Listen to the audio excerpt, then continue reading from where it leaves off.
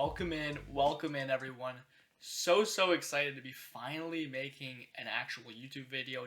Dan, my co-host, and I have been streaming live streams like crazy throughout the season, trying to help you guys win your championships. But as the season's finally coming to a close, we finally get to move over to Dynasty content. Super excited about, because Dynasty is where we really thrive in. So if you are a Dynasty player, as you probably are clicking on this video, you are absolutely in the right place. And I would consider yourself lucky, because while your league mates are likely watching the Flock, big channels like that, your league mates are seeing the same videos that you are. Whereas we are just pushing 200 subscribers. Don't let that sub count fool you, however. We're going to be releasing amazing content, things that you're not going to see on other channels, which is actually going to give you an edge. So make sure you sub to this channel to catch all the content that we're going to be releasing this offseason. Without further ado, let's jump into this video. Look, on this channel, we really value you guys' time, so right away, I'm just going to tell you the basis of this strategy, what you can expect. We're going to break the 5 components of how you actually achieve this strategy, and most importantly, why we're doing it. So I highly recommend sticking around for the whole video. I'm going to make it as information dense as possible. I don't want any filler in here. So Dan and I have agreed to call this the Quiet Contender Startup Strategy. And the reason we call it the Quiet Contender is because you're absolutely going to be trying to contend coming out of the startup, but you're going to be doing it unlike all of your league mates that are trying to win the league. In the simplest terms, you want to be gaining assets, especially future picks, still build a contending team, but you're going to have less value, of course, coming out of the startup in your actual roster. You might be saying, well, how am I going to contend? Don't worry, I'm going to go into how you actually can easily contend without as much value in your roster as your league mates. And by the way, this is a strategy I do in all of my startups. I just think it is the most optimal startup strategy you could possibly do right now, and no one else is doing it, which makes it so easy to do.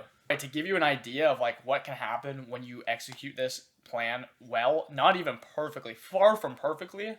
My co-manager and I in a big buy-in league, it's actually like a $200 buy-in league.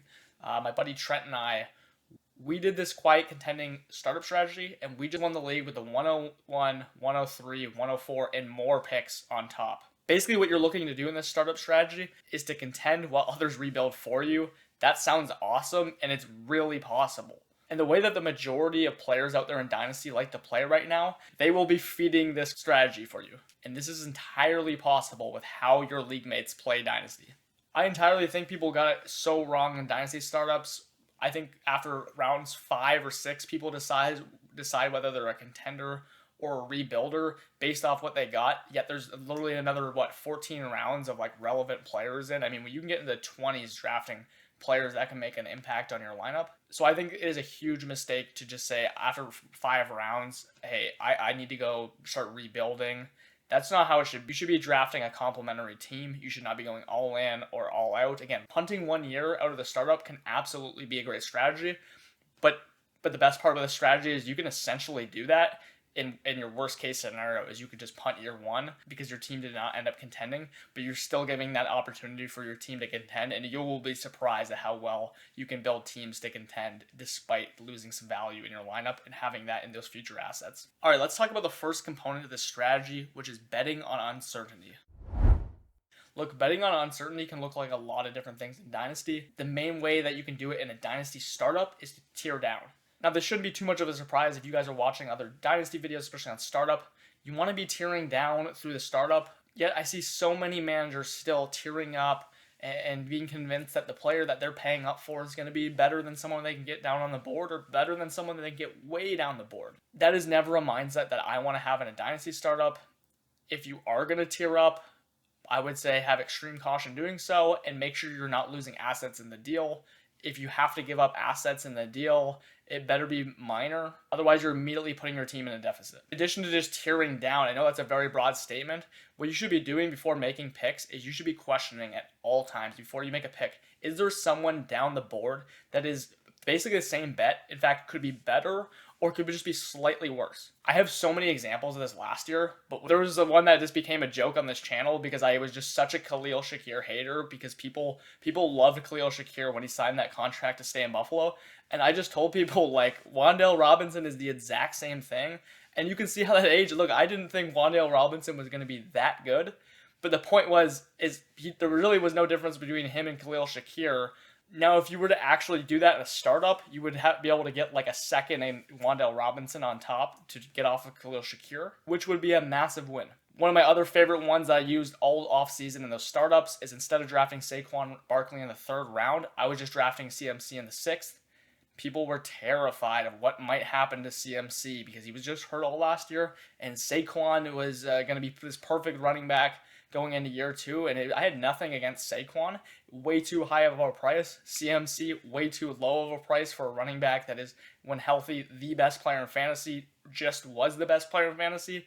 These are the types of things that you should be thinking about when in your startup. And the third one actually isn't even exactly a specific player. Dan and I love Brock Purdy, Jared Goff, Baker Mayfield, all these veteran quarterbacks that continue to produce. Meanwhile, we've been fading CJ Stroud for the last couple of years. I mean, we like Joe Burrow, but in a startup, Joe Burrow has been going in the top 6 the last couple of years. I know he won't be this year, but that's like a player in the past. You could just go, Joe Burrow is amazing, but you might as well just go and try and get Jared Goff, and man, you can get a couple firsts on top, and those firsts are going to be much more impactful than what Joe Burrow will do over Jared Goff. All right, the second component is going to be acquiring draft picks. When you're tiering down, you're going to be acquiring extra assets. You should be acquiring extra assets. That's what you should be looking to do when you're doing these tier downs. You want to add draft picks in future years. You want to add startup picks this year. You want to get a combination of both. I would prefer, however, getting those future first, and that's going to be in one of our next components. I'll say why it's so important to get those future firsts, seconds, thirds, fourths, any picks possible. Again, remember, you want to be getting both. These picks in the startup, again, if you're watching content, people at home this one down, I could not agree more. When you're trading for picks in the startup, they're priced basically like late, mid to late at best when you're acquiring them, and oftentimes they're just purely random. In fact, you can actually look at managers who are tiering up, losing depth. If you're in like most leagues, which determine their draft order by reverse max points for, you really shouldn't care how good their starting lineup looks. You should care about what their depth is. And this is how I was able to capitalize on getting the 101, the 103, the 104 in that one league that my buddy and I won. And not only that, across other leagues, people have given me the 102, the 104 consistently because they think they're contending, but they have zero depth. I don't hear that ever talked about. That is one of the most important things you can do in a startup. It is a huge way to boost your team out of the startup. And I know there's so many of you out there that like trading away their first or just picks in general, sometimes like multiple years out. And I could not be further against this. I know that some of you will say, hey, I did it in this league, I won, I can't win the finals, whatever it is. Dude, you can absolutely do that without sending away your first. And you should actually go back and look at that trade. And you should say, hey, did actually trading that first or all my picks, did that really impact my lineup? Or was there actually better things I could do with my picks in season? Again, I'm not saying you can't trade them away ever, but your picks are so much more valuable in season than having to make the complete guess, a year out, or just even if you were doing your startup a day before the season. So much happens, not just injuries, just randomness. We all know this. So you should not be looking to send your first away, especially in a startup when your team is not even built yet. For all those reasons, that's why you should be betting on other managers first, because their team is not even built yet. They have so many opportunities to mess up their team. And guess what? If they sent that first, they have no draft capital now to dig themselves out of their hole. All right, the third thing is do not fall for the cost outcome fallacy. Now, do not panic if you do not know what the cost outcome fallacy is. I actually just made this up for the video, but I'm surprised this isn't really a thing. Maybe there's actually a name out there for something along the lines of this. But people really believe, especially as the offseason goes on, they believe that because they spent a third-round startup pick on a player, that he's going to perform like, a top 36 player in the fantasy season, so on and so forth. But that is absolutely not true. You want to be trying to avoid this fallacy of thinking that, hey, the more valuable my lineup is, the better it will do. It just does not work like that. For those of you that had Justin Jefferson, Brian Thomas, Malik Neighbors, man, the list goes on and on and on. You realize that, hey, you would have been better off getting Michael Wilson, Daniel Jones, Javonte Williams, all these guys that were sleepers. And the issue is when you have so much value in your starting lineup, you're paying up for more valuable players. Whereas if you're doing this tier down, you're getting so many shots at these players that are lower valued that you're actually getting way more shots for these guys that can be the big surprises of the season. And that's exactly what you want to look for when you're doing your startup. I mean, you should go look back at your own startups if you've done some. I've went and looked back at mine, and there's been some amazing teams I've built, and the startups have been absolutely trash. Again, you're just not going to draft perfectly. Nobody will. You just want as many bullets as possible. The key in startups is not making all the correct picks. It's really about just having the right process, which this strategy is all about. But just remember, even outside of your startup, do not fall victim to the cost outcome fallacy. Just because a player is worth more does not mean he's going to be better, even if he feels like he should be. You should really be thinking about things like that when you're making deals. Let's move on to the fourth one now. Fourth component is to build a well-balanced team. Look, I know that sounds like so generic and like obvious. Yeah, you want to build a well-balanced team. I see this in every single startup by like most players though. People think that because they drafted some more win now pieces earlier, okay, now I need to go after Derrick Henry. I need to go after Mike Evans, all these guys that are just vets. That is not what you should be doing. You should be really be looking to find a lot of balance in your team. For every player that you pick, say you pick a rookie earlier in your draft. Let's just say you picked you got the draft pick for Carnell Tate in this thing. Well, we don't expect Carnell Tate to be some wide receiver one for fantasy. It's possible, but you should now supplement that with maybe a player like Mike Evans or Derrick Henry later to then compensate for the fact that you spent so much on a player that's just going to be needing to develop, especially early on in the season.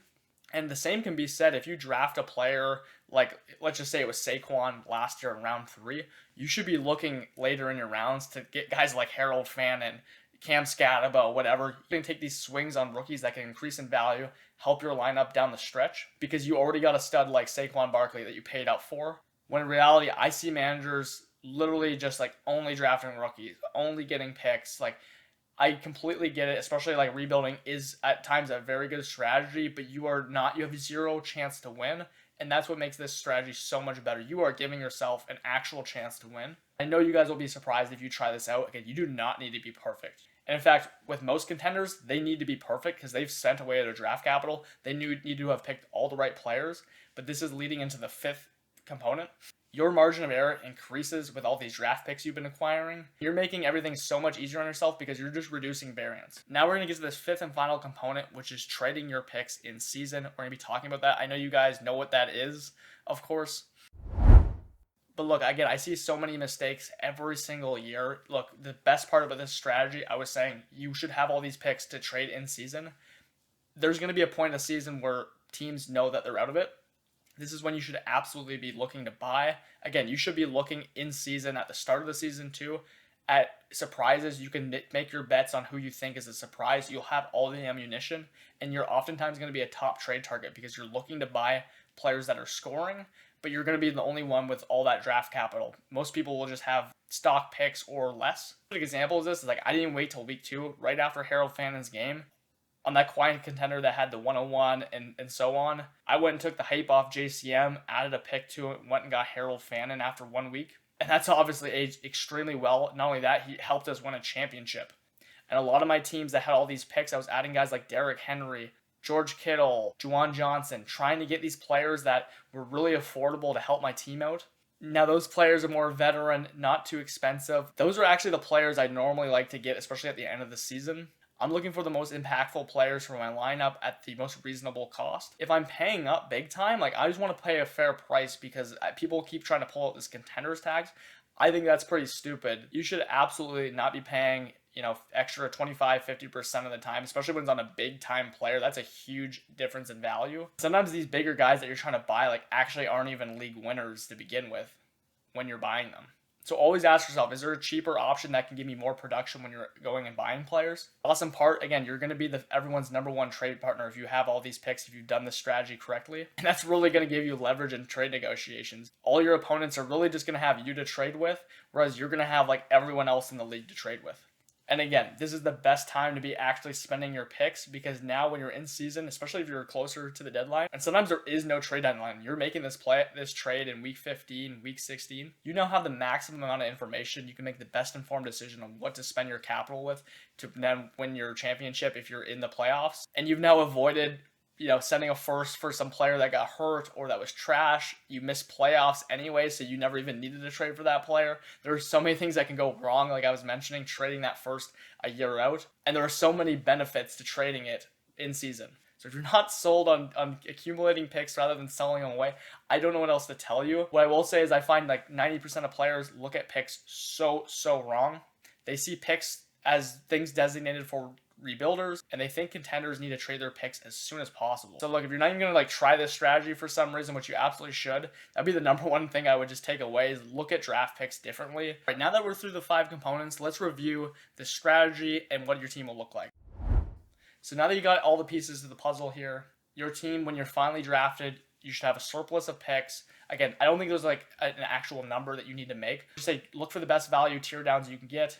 Look for guys, target guys that don't really care about draft picks. You can really tell that very quickly in the drafts who those people are. So you're going to have all these draft picks. Look, you're still going to have an awesome team. You can still draft stud players. If you're into McCaffrey this year, there's nothing stopping you from drafting him in this startup.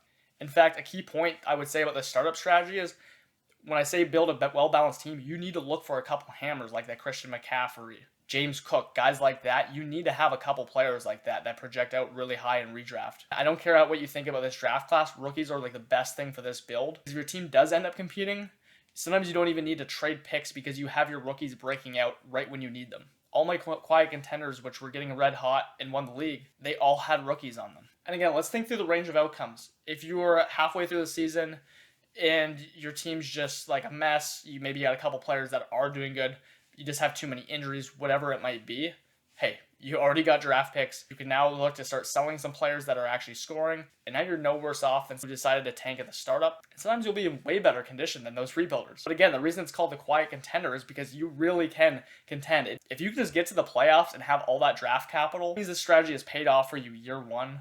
I mean, there's nothing better than winning money, hopefully winning the league, and being the most valuable team in the league. That is the core of this strategy. That is what you're trying to achieve, and it is 100% possible. You don't need to be a dynasty whiz. So if you made it all the way through the video, really appreciate you. Again, make sure you're subscribed. We are so excited to be pumping out content this off season. We want to get at least a video out a week. If things are going well, I absolutely could see us pumping out more content.